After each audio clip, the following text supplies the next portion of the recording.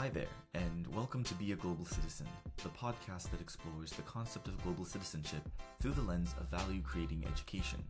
My name is Scott Bauer, and I'm a SOCA researcher and educator. I hope you find the discussions, stories, and insights on this podcast to be valuable and inspiring as we strive to become global citizens who are committed to living a contributive life. Enjoy.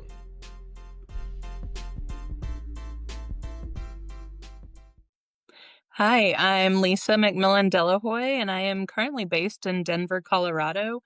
I am an early childhood educator and a curriculum specialist.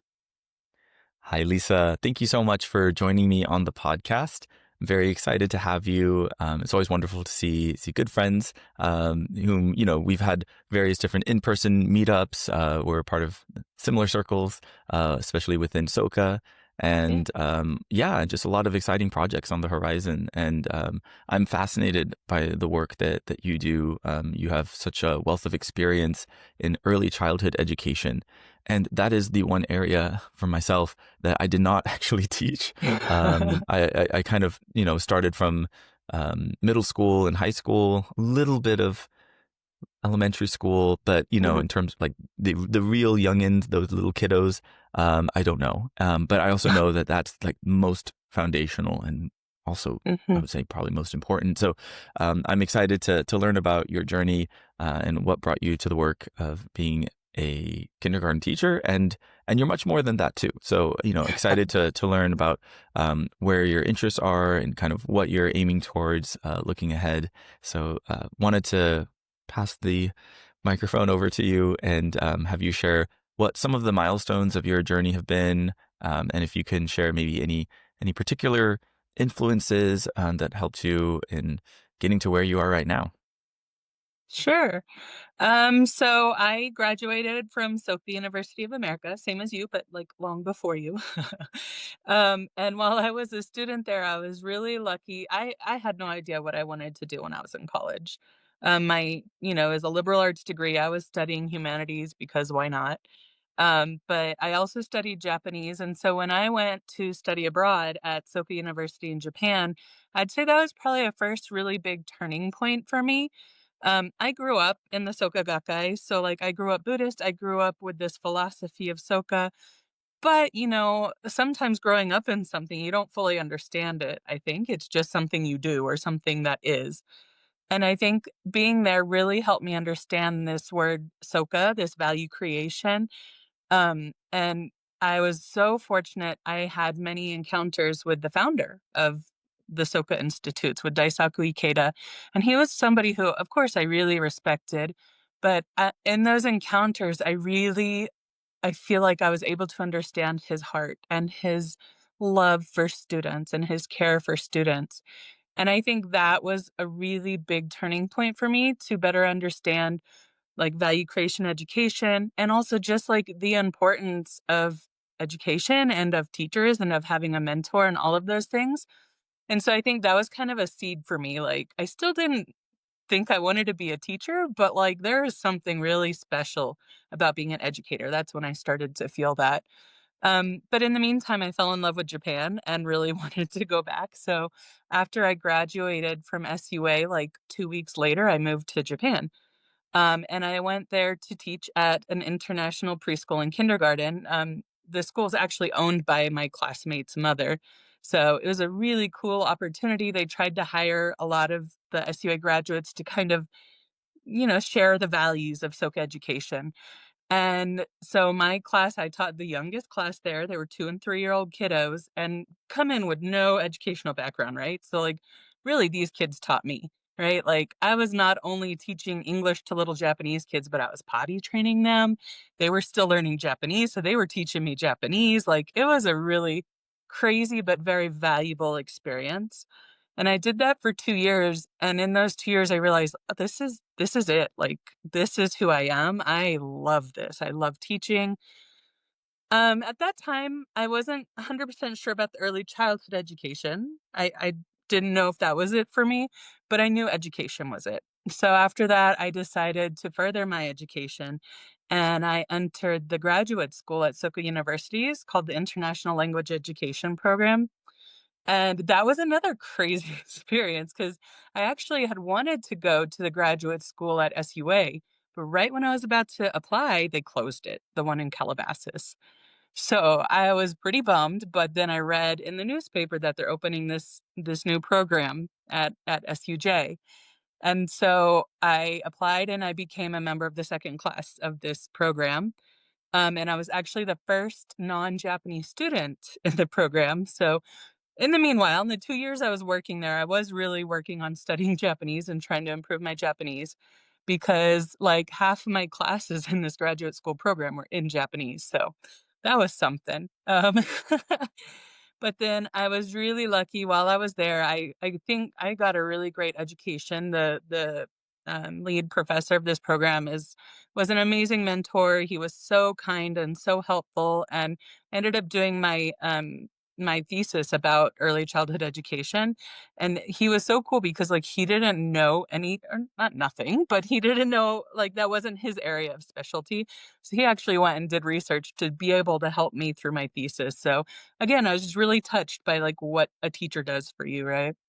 And then right when I was about to graduate, I was so fortunate. Danny Habuki, the former president of Soka University of America, asked me if I would like to teach at Soka Gakuen, and that was actually a dream of mine.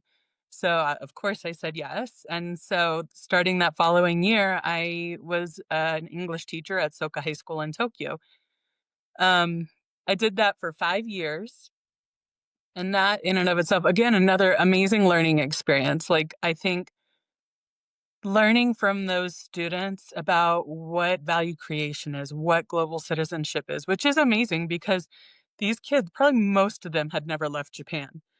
And I had traveled quite a bit by that point, but I was still learning so much about global citizenship from them, from their spirit, from their, like, seeking minds. They just wanted to know more and learn more. So I was so inspired by them. And I was also really fortunate to be able to help a lot of those students be able to go to SUA. So that felt like, kind of giving back. That was pretty cool. So I did that for 5 years. And, I had been in Japan for like 10 years at this point, and I was starting to feel kind of homesick. I was kind of ready to be closer to my family. So I decided it was time to move back to the US, but it's funny because when I was in college, I apparently kept telling my mom, "I'll never go to school again. This is it. This is it." And at this point, I'm like, "All right, I think I'm ready to go to school again." So I was researching different areas or different schools for doctoral programs, and came across the Doctorate of Education program at University of Denver, and went to visit and just felt so at home. And I'm from Austin, Texas originally, and I think Denver and Austin have a very similar vibe. So I was like, all right, that's the place for me. So I packed up my stuff in Japan and moved to Denver, and started that back in 2017. Um, and it was kinda cool because while I was in my classes, like, we had a cohort that, like, we took a lot of our classes together, and some of my classmates taught at the early childhood center right across the street. And when there's a job opening, and I always talked about early childhood education, which is kind of funny because I just taught high school for 5 years, but I guess it means that that really was close to my heart. So finally, they're like, "Lisa, there is an opening at our school. Like, are you interested in a job?" I'm like, "Well, yeah, I've been looking for a job for a year." And so I went and applied, and sure enough, I got that job, and I loved it. Um, I started as an associate teacher, worked my way up to a lead teacher there. I worked there for over 7 years, I think, and just again, I think one thing about an educator is you're an educator, but you're always learning from your students. And, like, I learned so much from these kids. And again, my age group was like 2, 3, 4 years old. So they're little ones. But how much I learned about being a teacher, about being human, about learning, about growing. Like, I loved it so much. So much so that even though that was supposed to be my, like, while I'm in school job, I graduated back in 2021 and continued working there until this past summer. And then I finally decided, okay, it's time for me to find my next step. Why did I get my doctorate? That kind of thing. So that's kind of the search I'm on now, is like, where am I heading? And it's been a lot of soul searching because I feel like there are so many directions I could go. But just in the past couple of weeks, I think I've really like settled in my heart that my passion is early childhood education and literacy, like literacy development. That's what I did my doctoral dissertation on. And so I think I'm really working towards that direction now. But yeah, I feel like everybody there's so much, and kind of like you said, this early childhood, this early age is really like the foundation of being human. And there's so much we can learn from these littles, and I wanna help the world know the value of early childhood education. So I think that's kind of where my goal and my passion is right now.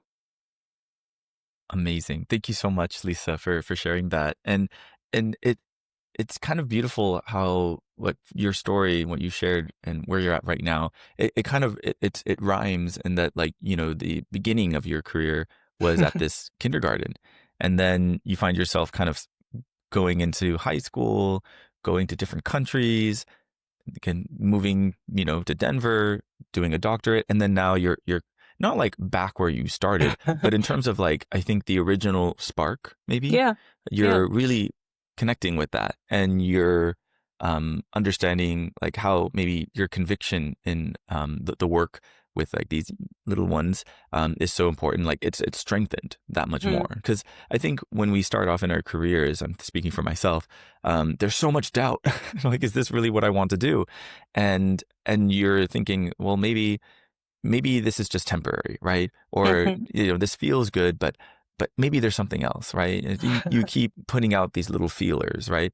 But then when it gets to a point where you've done enough feeling around, you then Mhm. start to think, actually, maybe that's really where I should have been this whole time. Yeah, So everyone's journey, takes different twists and turns, and so I think absolutely. that's so wonderful that you're able to really have this time to like reground yourself, and Mhm. then now come back at the work with so much, bigger, like broader perspective about just Mhm. what does it take to really educate a human being, from those initial moments, but also up to high school and beyond. Because, right, you were saying that a lot of those students were then going to undergrad, a lot of them to our alma mater, like Soka Yeah. University of America. And without a doubt, I'm sure that they would follow up and tell you, kind of their whereabouts or how they were doing, because, the kind of care that it's so evident in the way you talk about your experiences with them. Also, that the respect of just being like, I have so much to learn from these students as well. I have no doubt that they would reciprocate that and really want to maintain that kind of connection, right? Build that kind of relationship. So, I wanted to maybe talk a little bit about that first teaching job back in Japan, the Sure. kindergarten. Um, so, you really emphasized how, like, you just kind of went in there cold turkey, right? You're just like, Yeah. I don't really know much about this teaching business, but I'm going to do it anyway. And I want to, these kids are so cute. Let's see what Sure. we can do. Um, and and you mentioned how, like, you learned so much through this Mhm. process.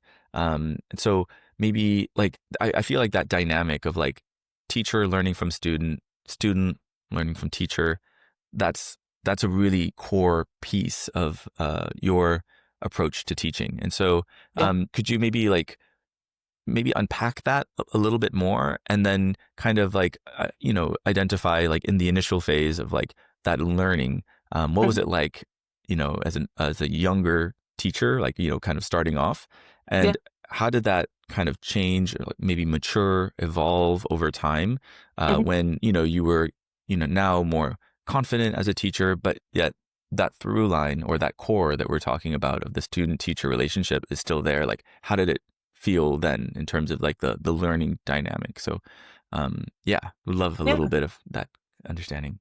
I think, one thing that was really, I guess, a fortunate thing is all of the teachers at this preschool is at the preschool is called Microcosmos. We were all young. I think the oldest teacher there was not even 30 at the time that I started there. So we were all young, and the owner of the school just really trusted us because she didn't really speak English. And so she had no idea what we were teaching these kids really. Like, for all she knew, we were, doing horrible things. We weren't, I promise. But she just really trusted us that we could teach them good things, I guess. And the school was quite new as well, so they didn't even have like a fixed curriculum or anything. Like, it was pretty much like, here you go, do what you want kind of thing, which can be really scary. But I was also working with a team of good friends, and that helps, I think. Like, it's funny because I think the relationships amongst the adults in the educational setting is just as important as the adult relationships with the students. Like, because we're models, right? They're looking at like, how are we interacting with each other? That's their model for like how humans interact. So I think that helped a lot, and we really supported each other a lot. And actually, that was kind of when I discovered my kind of passion or love for curriculum too, because like, we had nothing. Like, I did research, I tried things out, whatever worked, I'd do it again. If it didn't work, we're not doing that again. So I really got that creative freedom as well to figure out what works, what's going to teach these kids. But I think the most important thing I learned was the relationships you build. Like, even with the kids. And again, I could I could be wrong, but I feel like a lot of people dismiss young children. Like, they don't know anything. They're new to this world, but like, they are so innocent and so pure, right? So like, they're going to tell you whatever they're thinking, and they're going to mirror it right back to you, whatever you're doing or saying or thinking. So they really help me reflect a lot on like, what is my attitude today? Even if I come in grumpy, they're going to say, "Why are you so grumpy, Miss Lisa?" Like, they're not going to hold back, right? So I think that being able to build that trusting relationship, like, that I trust them and they trust me, then we could grow and learn together. Like, we trusted each other enough to know that we're getting to the right place. We're going to get there together. Um, and it's kind of amazing because I don't think those kiddos remember me. They're probably about 20 years old now. It's been that long. But the like, one of the kid's dad is still my friend on Facebook, and his dad still messages me with updates about his son, who I taught when he was 2 years old. Just got into university last year, loves playing soccer, and he was one of my favorite little guys too. So like, it makes me so happy, even though I know he probably has no idea who I am. But like, to know that I had some small part in helping build this little human, right? Like, this foundational piece. And there's some sense of pride in that as well. Like, all teachers have a great influence and a great impact on their students, I'm sure, whether hopefully good, but sometimes not so great. But at that young age, again, it just kind of becomes a part of their foundation of who they are. And especially when you're talking about like social emotional stuff and like character building and that kind of thing. So I think that, yeah, what I really learned from those kids was like that trust, building that trusting relationship. Like, they trusted me. They didn't know any different, maybe, which is fine, but I had to like live up to that trust, right? I had to be the best person I could be so that I don't break their trust. And I think that's something I really learned as an educator. It's interesting because in my career, I've tried to do substitute teaching, and I actually really struggled with it because in one day, you don't have enough time to build a great relationship with a class of 30 kids. And I realized like, that really is, at least for me, the foundation of being a teacher is building the relationship with the student. And I think for me, that's how we're able to have like these meaningful relationships and really grow together. Because I really think that's what education is. It's not just the teacher telling you something, it's all of us growing together, right? And learning together. And you were talking about the high school kids at Soka High School. Like, I had a really cool moment. Um, that some of the kids that I taught at Soka High School, Scott, we're both part of this working group for the Ahsoka Institute of Global Solutions, and we had our Global Citizenship Education Conference this past summer. And a handful of my students from Soka High School came to that conference, and a couple of them even presented at that conference. And I was just blown away. Like, given when I taught them, they were in high school, they were already fully formed, amazing humans. But like, to see them come back around and to be giving back to education in their own way, I just was not only proud, but just like almost emotional. Like, I was a part of this in some way. Like, again, they were already like really fully formed humans when I taught them, but like, maybe I had some influence on them. And so really being able to talk with them about what their life has been like since then and that kind of thing, it was just such an inspiring moment. And to even be able to share with them like some of my struggles and the things I'm going through, things that I might not have shared quite as much when I was their teacher because now we're more like colleagues almost. So, it was a really profound moment for me to have that full circle moment, I guess. I don't Yeah. know if I answered your question, I hope so. Oh, you did a great job, and there's so much we can work from just from like what you shared, because the word trust just it really comes through, right, and all Mhm, that you talked about, and I don't think we really stop to think about what exactly trust is, just in a broad context. It doesn't have to be mhm, necessarily within a classroom, but also at work, within our family dynamic, right? But we all yeah, kind of vaguely think like, oh yeah, trust is important, but you know the kind of like day to day, almost like moment to moment, um you know trust that we have to kind of like really value and like mhm, work towards like strengthening, because like they say like it takes years to build trust, but it can take like a fraction of a second, like one word, to tear it down. yeah, And I find that especially right with like the younger kids, you were saying how they're pure and innocent they are, that it's even more like heightened, right? The mm, sense of like, am I really doing my best to show them like kind of how we build trust, not just between student and teacher, but also the colleagues that you talked about, right? yeah, The other adults in the room, and then also bringing in the families, right? How yeah, for important it sure, is to communicate with the families to earn their trust, yeah, and so just like that, like community engagement side of it, I think is really important. That you know, schooling is not just something where like a parent is just like, I'm just gonna send my kid there and you guys figure it out and make sure that this is a good human being. right, Because then you're missing the point, right? Of like mhm, kind of the bigger picture of like trust building within society. yeah, And schools are the microcosm, microcosm, there you kindergarten go, of society. I'm sure you guys thought of that. It's clever. uh-huh, And yeah, and then the long term perspective of education, right? Where you're saying, um, the kids in the kindergarten, now they're like going off into college at this point, and then now the students at the Tokyo Soka school, being in college, but like actually now presenting, or they've graduated from college. Um, it's so gratifying as a teacher to know that you helped in some way, right? mhm, And it's not to say like, oh, it's because of me, right? But it's more of just like, yeah, wow, what a privilege, right? yeah, That our absolutely, timelines overlapped, right? mhm, And that we had a positive influence on one another. And I just find something that's very humanistic, mhm, of yourself, to kind of like really say that those are kind of like where you derive the most enjoyment, right? Or yeah, that it for comes from sure, that yeah, place of like appreciation. Um, so a lot of your teaching experience, from what it sounds like, it happened in Japan, mhm, right? yeah, Big chunk of it, and I know from my own experiences, right? Living in another country is difficult, right? mhm, Because there's a culture and there's a language and it's true, there's all these different like kind of social etiquettes that you have to abide by, um, and it's challenging. Teaching is also just challenging in and of itself.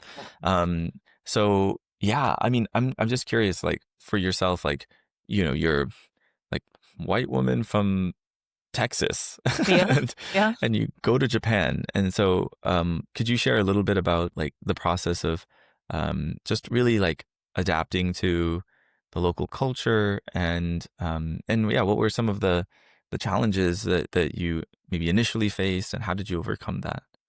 Sure. I think I went to Japan with a big advantage that, you know, my first experience there was at Soka University. And again, there was the trust, right? I trusted that those students were going to be kind, that they're going to be accepting, that they're going to be understanding. And sure enough, they were. I went there to study Japanese. I didn't study a lot of Japanese because I went and sought out the friends who spoke English. So, made really great friends. Didn't learn a lot of Japanese at the time. But that those friendships, I think, were really my base of my feeling and my time in Japan. Like, I'm safe here. It doesn't matter that I'm this very much standout foreign person. Like, they accept me and they care about me and they're gonna appreciate what I bring, basically.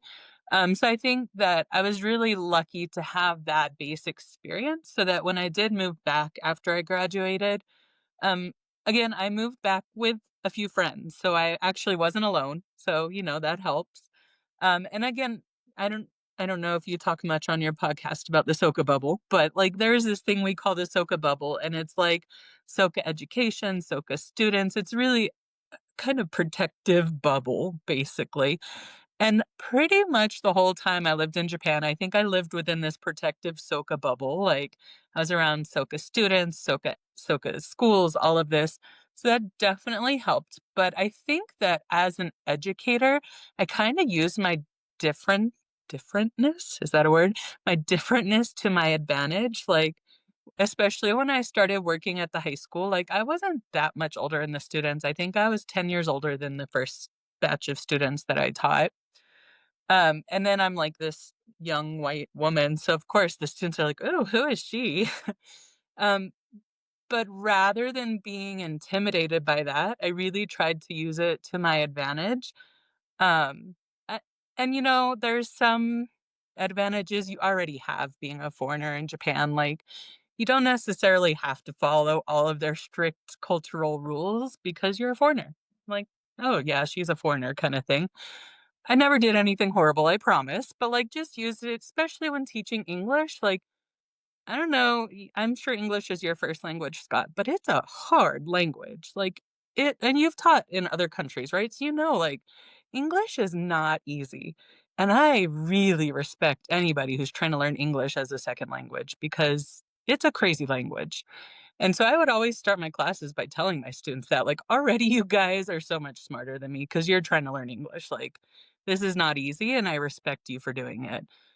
But also like trying to make it look cool or fun to speak English, right? Like, none of them knew I really understood Japanese, at least not in the beginning.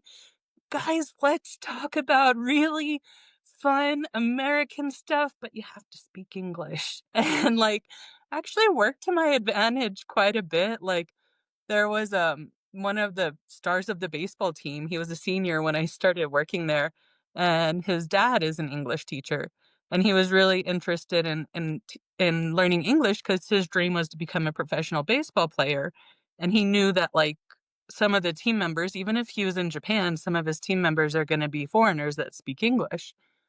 So he kind of sought me out when I first started teaching there, I think just to kind of test me out a little bit. Like, is she cool? Or is she one of those like really strict, uptight teachers? Or like, what is she like? And so, like, during his lunch break, he would come to our English office and like try to talk to me. Then it turns out we had so many similar interests, like, we both loved Bruno Mars. So we would talk about music, or, like, we liked the same kind of movies, we'd talk about movies. He had no idea that I spoke Japanese, so he really, like, pushed himself because he wanted to talk to me. He really pushed himself to try to speak English, and he already had a pretty good base of English, like, he had really been trying hard for a while. But, yeah, it was really again, the relationship that we had really grew, and because he was one of the coolest guys in the school, his influence kinda spread as well, and so everybody was like, "Oh, he's talking to Lisa, like, he's speaking English? Let's do it, let's try." And it was actually kind of amazing because then for the next few years of teaching at Soka High School, especially the baseball boys wanted to try to speak English with me, like, because they thought he was doing it, like, "Oh, she must be cool to talk to." And something like there's this kind of stereotype in Japan that the baseball guys are like the jocks and like they're not really there to learn and whatever. But like I found the exact opposite. They worked so hard for me and like really tried to learn English. And I was so touched. Like even when I left Japan, one of them was playing baseball for the Soka University team and like gave me his jersey when I left and like they were my friends, they were my buddies and like I don't know, I think I was able to do that because of being foreign and being like that kind of something that stands out. So I think I was able to kind of use that to my advantage for sure. Towards the end, like getting to like year 10, it gets a little hard sometimes. Like there's times when you just want to blend in, right? Like I don't want everybody looking at me. I don't want everybody thinking I'm the token English speaker. Like I think I'm ready to blend in again. And that was kind of when I had decided to move back to the US, and I definitely blend in a lot more here in Colorado or in Texas than I did in Tokyo. So I think, like, yeah, like I said, while I was there, I was definitely able to use that to my advantage. Eventually, my students found out that I speak Japanese, but even that, I was able to kind of spin like, you guys, I had to study really hard to be able to do this, to speak another language, and that's why I can live here in a foreign country. So, like, do you want to go live in a foreign country? So, really, always just trying to do whatever I could to encourage the students, whether it's using my foreignness or using my Japanese ability, whatever it was. But yeah, Yeah, thank you for sharing, Lisa. I particularly love this baseball popularity that you yeah, had, and yeah, and what works to help them, and, like, encourage them, right, to learn. I think it's great. And I yeah, I was just thinking back to like my time at the Brazil Soka School, where I did most of my teaching, and I, you know, initially didn't know much Portuguese, mm, and I think where I really learned most of the Portuguese was actually with the younger students, right? The mhm, elementary school. Because again, like they're pretty upfront as well. They'll just say it like it is, and and they're just like no filter. They'll just be like, "What? What are you saying?" And they'll be like right. speaking loudly in Portuguese, and I'm just like, gosh, I would be like just trying to understand their Portuguese, and then I would Yeah. respond in English, and then they would look at me and they're trying to understand my. And it felt like we were at two opposite points of a, like the bridge, and we were Uh-huh. just trying to like meet each other halfway. Yeah. And by the end of the day, my brain was just broken because I was just trying so hard to understand them. But as a result of that, I eventually got much better at Portuguese. But then with the high school students, I did exactly what you did. Like I didn't promote it. I wasn't telling Mhm, them like I knew Portuguese. So mhm, that allowed me to be very, like I can read the room and I could hear what's kind of going on. right. And then they would strive, to like just try to like understand like my English, because they're just like, oh, like poor guy, we gotta help him Right. out. Sometimes I got the Yep. pity card. That was Yep. another bonus of like the whole like, foreignerness, I guess.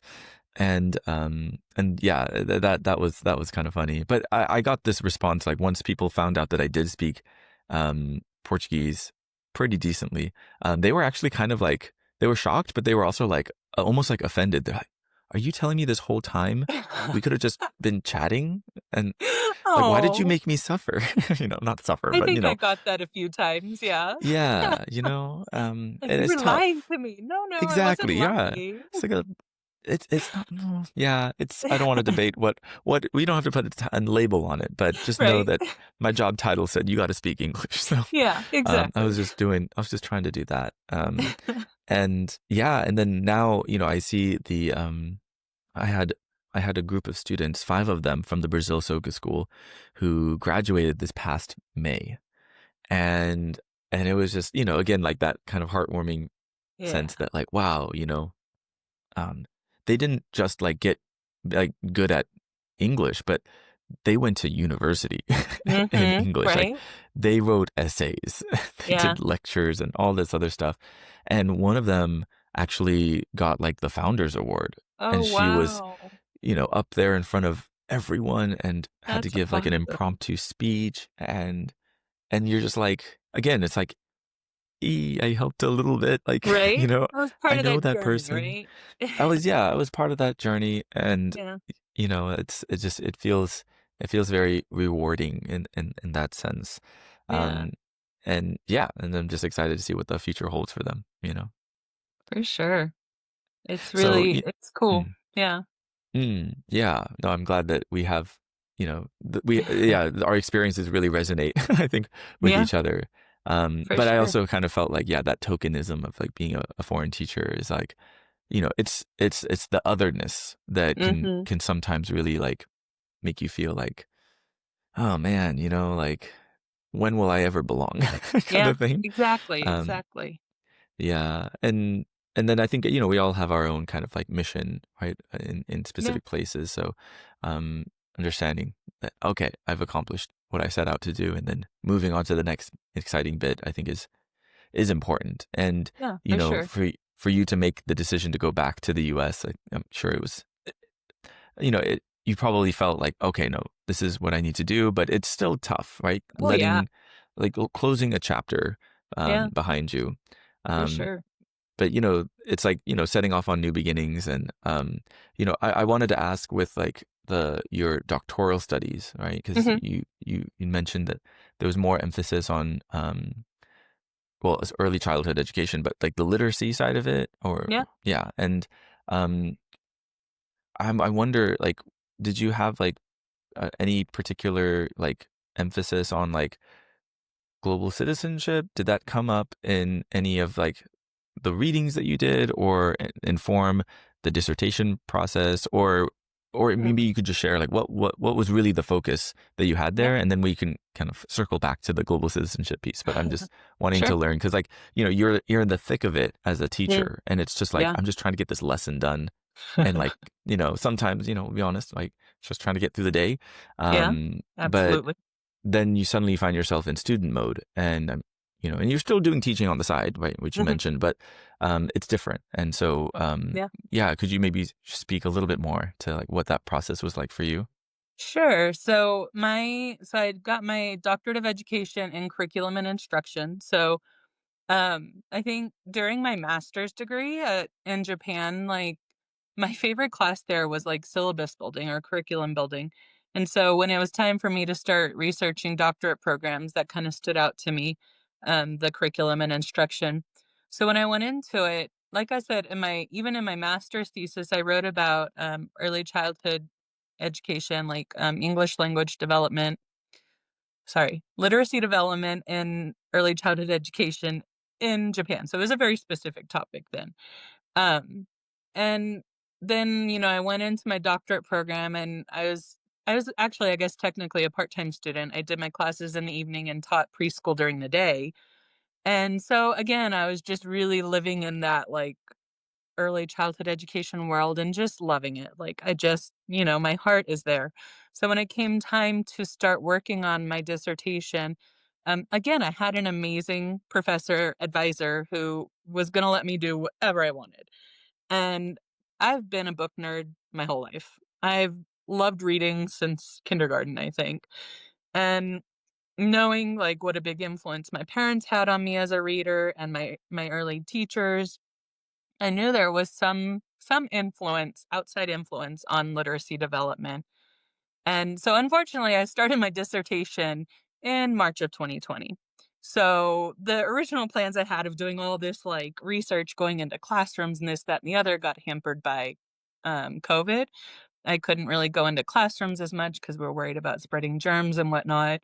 So I had to pivot a little bit, but I had another professor who was like my research specialist professor who really helped me understand like narrative inquiry. And so I was able to do Skype interviews, maybe kind of similar to this actually, with some of the teachers that I worked with at the preschool. And I talked to them about their own literacy development journey and then about how they teach as early childhood educators. And then my work was to kind of go through all of the interviews and correlate the research to find out what influence their childhood literacy experience had on what they do as educators now. So it's quite interesting to see that there is a pretty strong influence actually. Like one of the teachers whose parents were not so nice about her reading and she had like a speech impediment, she struggled a lot with teaching like pronunciation and that kind of thing in her pre-K class because she had this feeling still from when she was a child. Whereas another whose mother was super creative and loved like doing book projects with her as a little girl and whatnot, had that same thing in her infant classroom, like learning through photography and through sensory, but all related back to books. So it was really cool for me. Something I kinda already had a feeling was true because I felt it in my own life, but seeing that that was actually a thing, like these experiences you have in your early childhood education affect who you are as an adult, and specifically in relation to literacy development was what my research was. But was that tied to global citizenship? Well, isn't everything? um, I don't think there was a specific focus, at least not in my dissertation research. But the main professor of my program, he's this really cool professor. He's very much of like a holistic kind of person, looking at like the spirituality of the teacher. I don't know if you know Parker Palmer, but he's like kind of educational philosopher, and my professor loved him. So we read a lot of Parker Palmer's work about like the heart of the teacher and like, the essence of the teacher and that kind of thing. So I don't know if that directly relates to global citizenship education, but I think just like to human beings, right? Like to being human, and like that is the essence of who we are, and then translating that into education. For me, I think that's actually a huge part of global citizenship education, is really understanding who you are and your place in the world and your relationship to others. So I think it was a pretty big focus of my professor, which I really enjoyed that. I think I'm much more of a holistic approach kind of person than a very strictly academic approach kind of person. So that was something that I really think benefited me a lot in my studies. Yeah, thank you for sharing more about your research and in a way, like the pivot that you had to do as a result of the pandemic. While it would have been very different had you been Hmm. there in person. Yeah, I'm glad that you were able to not only finish it, but really derive like great insights about just the influence that you know parents have, and as well as their teachers, of course. Hmm. But I think it is so true, right? That there's this kind of like imprinting effect, right? That those closest to these young kids have, Yeah. and I find that we're just really wanting to like provide the kind of like most caring environment, really for these kids to just experiment, just Yeah, play, for sure. right, and just enjoy, right, because Yeah. that's it's a very it's the only time in your life where you're like, that is like your main focus, Exactly, that's your right? job when you're 3 years old. You play, you learn, you grow, like, what else do you have to do? Yeah, right? Pay your taxes? Just kidding. That's later. Yeah, you'll get Little into later. that. Yeah, yeah. Little sneak preview. No, but the what you shared about global citizenship, and like the kind of holistic perspective of it, and like really um kind of there's a spiritual component as well, right? With you mentioning Mhm, about Parker Palmer, you said? I think I read one mhm. of his books, like The Courage to Probably. Teach, He I has think is Yeah, maybe one yeah, of it. that's Yeah. it. Yeah, That was one of my it was professor's favorite books. oh, hey, yeah, Yeah, it was a powerful book. yeah. And I do feel that yeah, and you mentioned the word character a little bit Mhm, earlier in the conversation, but I find that when we think about like what does it mean to be a good person, um, a word that comes to my mind at least is like, well, you have good character, yeah, but then what does it mean to like have good character, right? Or like I'm curious, like could you maybe speak a little bit more to that? And sure. then yeah, and then kind of say whether or not that explicitly ties back to your understanding of global citizenship or not. But yeah, I'd love to hear Yeah. that. Sure. I mean, in this working group we're in for the Soka Institute of Global Solutions, my particular group, we focused on social emotional learning and character development in global citizenship education. So it's something that were looking at for the past few years. And we kind of came up with a list of character traits that we thought a global citizen embodies. I won't list them all off for you, but some of them were things like being open, having compassion, having courage, being aware. I think I kind of mentioned in this holistic approach, like being aware of not only who you are and your place in the world, but being aware of the situation of the world, right? Like not staying in the dark. And just really like having this character of like being a person that people want to know, right? Like to be able to connect. Like it's something I think I mentioned about the Soka high school students. Like most of these kids had never been outside of Japan. And yet to me they were such an amazing example of global citizens. Because it doesn't necessarily mean you've been around the world. It doesn't mean that, you have friends in every corner of the earth. It's more like you could. Like, you have this character, or you have this personality that you're humble enough to know that, like, I love America. I love being American, but I think a lot of Americans go to other countries and like, well, I speak English and I'm from America kind of attitude, like adjust to me kind of thing. And I think a true global citizen doesn't really want you to adjust to them, right? Like, because you want to know what it's really like. So like, you're there to learn. You're there to make friends. You're not there to dominate. You're not there to conquer, right? Like, so I think that that's something that's really important in like a character of a global citizen is just that openness. Like, I don't have to be the best. Like, we were talking about living in other countries. I know my Japanese sucked when I moved to Japan, but I was there because I wanted to learn. I wanted to learn about the culture. I wanted to learn about the language. I wanted to make friends. And I think in that sense that could qualify me as a global citizen. Like, I don't I don't need everybody to adjust to me. I can adjust as well.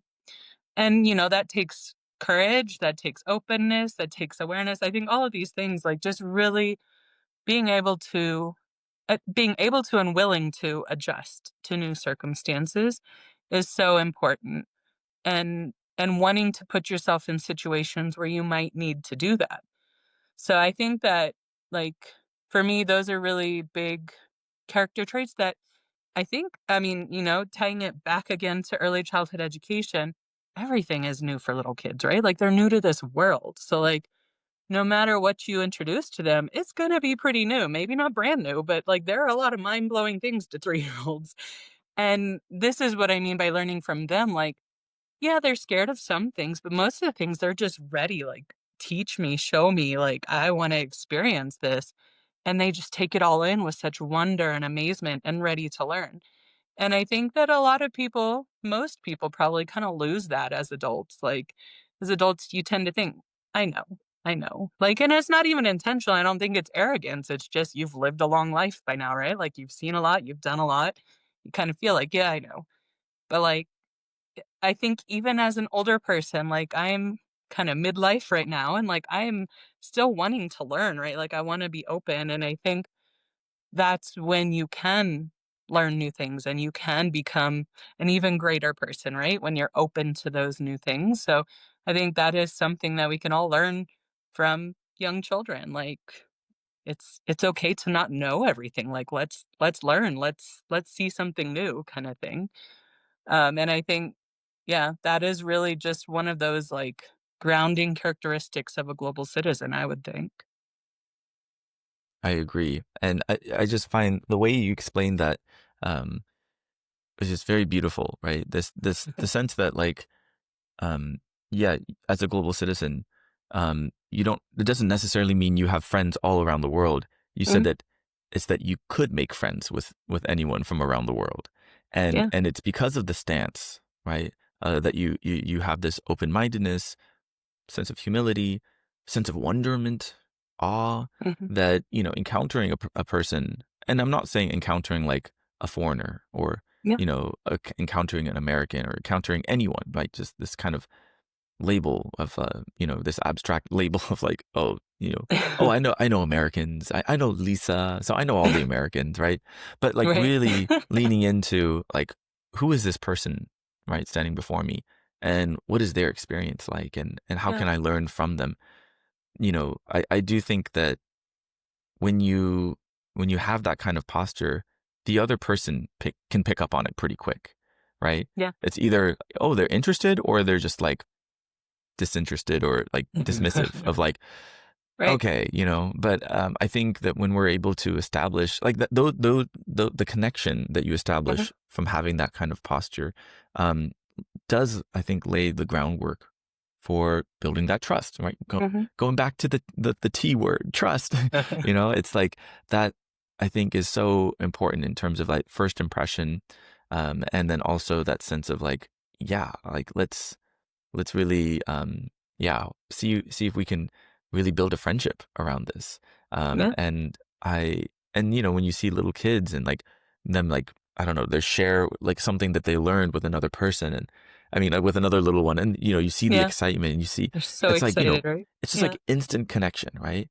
But Yeah. then as we get older, we have these barriers, right? Or we don't Mhm. want to show that full range of emotion. We want to be more Mhm. calculating. And and it's like, well, can we get back to that Right? that same level, right? That would be wonderful. I mean, that was And something I loved about early childhood education is I could go in and totally geek out on dinosaurs, and the kids are right there with me like, "You guys, did you know?" And tell them some random fact about dinosaurs, and we could have, like, a whole day of, like, being excited about it. Doesn't really happen as much amongst adults. hey, Lisa, if you want to tell me a dinosaur fact, I will happily, take that and geek out with you because Right? I find dinosaurs fascinating. Jurassic Park is like one of my favorite movies of all Jurassic time. Park's scary, though. No. It is scary. It's supposed to be scary. Yeah, I guess that's There's true. so much there. But yeah, it's I and you know what? Like I find that with the educators, like early childhood educators that I come across, whether they are the teachers or maybe they're the principal, um, they they have like this youthfulness about them.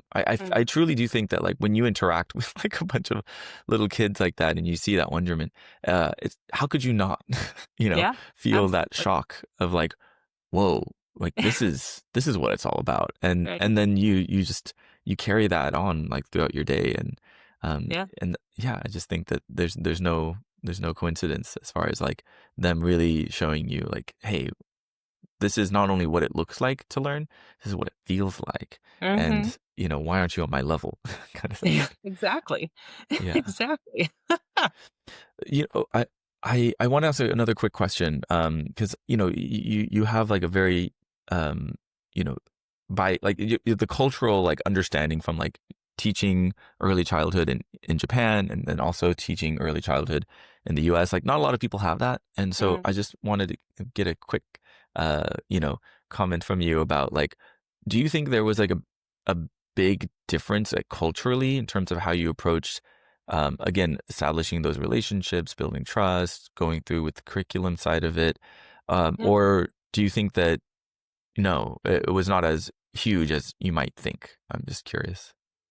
There were definitely some differences. I think a part of the culture in Japan is just, like, respect. It's such a deeply ingrained part of Japanese culture, and especially respecting like, there's the Japanese word sensei, and they use this word for teachers, doctors, lawyers, like, any of those people can be sensei, mentors. And I think even that shows, like, I think in the US, yeah, we have this great respect for doctors, lawyers, educators, gets a little touchy, right? I think in Japan, there's just a really pure, deep respect for educators. And so even when these parents were leaving their 2-year-old child with some crazy foreign white woman, like, they had no doubt. Like, they totally trusted me from the get go. Please take care of my child. I'll be back in a few hours, kind of thing. And I think teaching here in the US, the school I worked at was really well respected and well known, so maybe there was that. But, like, we had to work to build the relationship with the families, with the parents, like, we had parent-teacher conferences, and I feel like a lot of times it's actually for us to get to know each other better so that they know they can trust their child with me.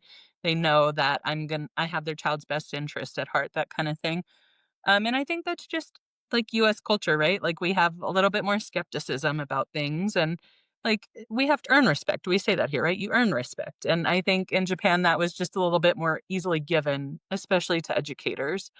Um that was probably one of the pretty big differences, I think. And it wasn't a huge obstacle or anything, just like a kind of cultural difference. And I think I was actually maybe a little shocked at how easily the parents trusted me in Japan. I'd probably be more used to what they do here where, like, I'll earn your respect kinda thing, but, I mean, either way, it felt good, right? Once you did have their respect, like, "Okay, now I have the kids well, I'm working on the kids. I have the parents' trust working with the kids." Like, it really helped, things go smoother and make better, more long-lasting relationships amongst all of us, so Okay. Thank you so much, Lisa, for sharing that important cultural nuance. And yeah, I was Sure. just very interested myself. So, yeah, I really appreciate you like sharing your experiences and just really um, helping us like understand. I think at the core of early childhood education, right? It's about Yeah.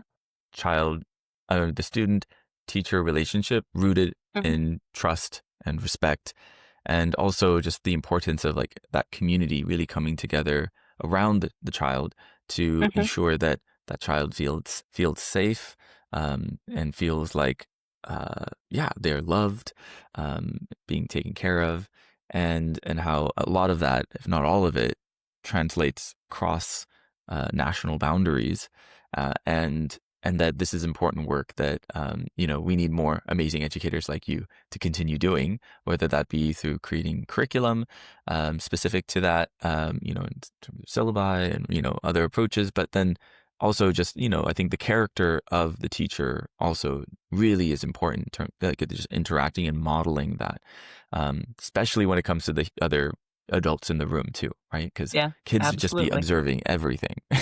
Mhm. They're just scanning. There's nothing that's gonna slip 100%. their purview. So yeah, so this has been very insightful for myself, and hopefully for all the listeners. And I wanted to ask a final question. Sure. This is a question I ask everyone. It's a book recommendation. So do you have any recommendations in general that you'd like to share with us? Scott, you're asking a book nerd for book recommendations, so I have a list. Um, I, especially recently, have just been kind of devouring books. Like, I can't get enough reading time, basically. For the most part, my reading is very much like not super value creative, like, thrillers and, romance and that kind of thing kind of helps me de stress a little bit. But I do have a few that I would love to recommend. One that is definitely much more value creative. A friend of mine told me he's a musician, and I am not a musician, not by any means. But a friend of mine is a musician, and he read Herbie Hancock's book called Possibilities, and he said it changed his life. And I was like, I want to know what that's like. So I haven't finished yet. I'm about halfway through with it, and it's amazing. Like, I don't know if everybody knows who Herbie Hancock is, but he is an amazing, world-renowned musician. To kind of see where he came from and how he became who he is. It's a really cool read, so I would definitely recommend that one. Another one that actually my husband introduced me to these books when we first met, and it's one that it's a whole big old series that he loves, and it's called The Iron Druid Chronicles by Kevin Hearn. They're kind of like, I guess fantasy kind of book. It's about a druid, so like, yeah, kind of fantasy. But what I love about these books, there's definitely lots of action. There's lots of comedy. There's a really funny dog in the book that my dog is actually named after.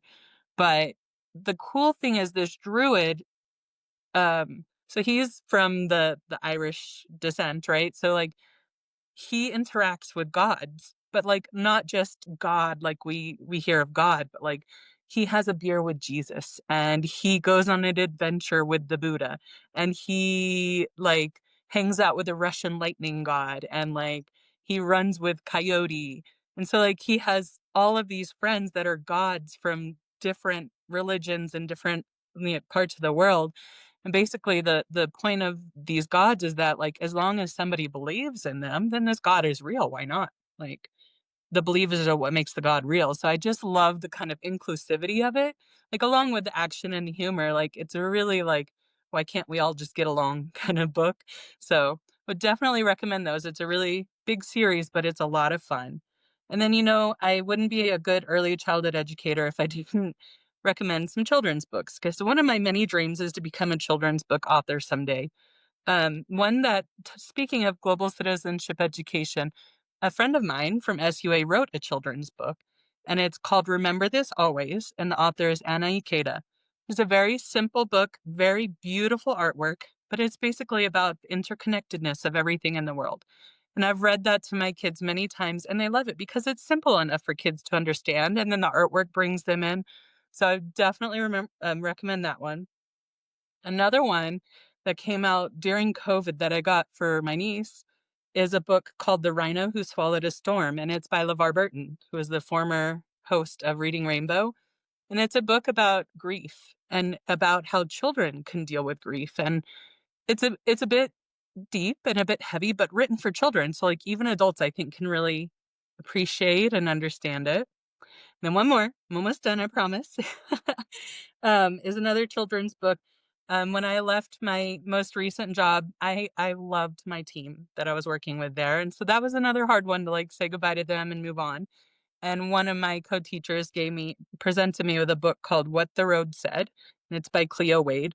And it's another really beautiful book that it's interesting, I was just reading the author's note, and the author says, like, "This is a book that's meant for children, but I think adults will love it, and I would have loved a book like this when I was a kid." It's basically kinda like you go where the road leads, even if you're scared, you're never alone, like, have the courage to try something new, and you never know where it will take you, and so kinda perfect for my journey right now, which is, I think, why my friend gave it to me, but something good for any age, right? Like, we're always trying new things that can seem scary, but trusting the process and trusting ourselves and that kinda thing. So those would be my book recommendations, and I recommend getting a daily dose of reading of any kind. Just, for your heart, for your brain, for your character, all of it. Thank you so much, Lisa.